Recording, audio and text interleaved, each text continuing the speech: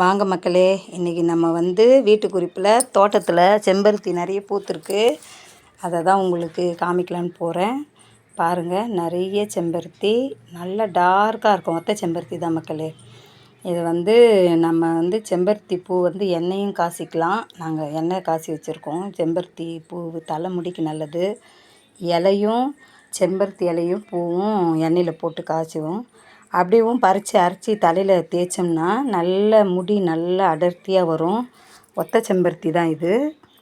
அதனுடைய இலை தலைக்கு நல்ல குளிர்ச்சியாக இருக்கும். கோல்டு இருக்கிறவங்க ஒரு 10 நிமிஷம் போட்டுட்டு ஒரு 1/2 ஹவர்க்குள்ளே வாஷ் பண்ணிவிடுங்க.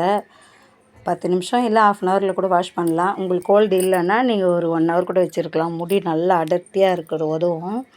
இந்த பூ பாருங்கள் எவ்வளோ அழகாக இருக்குது. நிறைய பூத்துருக்குது. இன்றைக்கி 30 பூக்கள் மேலே பூத்துருக்கு. அதுதான் இன்றைக்கி சாமி காலைல பறிக்க வந்திருக்கோம். பிடிச்சிருந்தா லைக் பண்ணுங்கள், சப்ஸ்கிரைப் பண்ணுங்கள். வணக்கம் மக்கள்.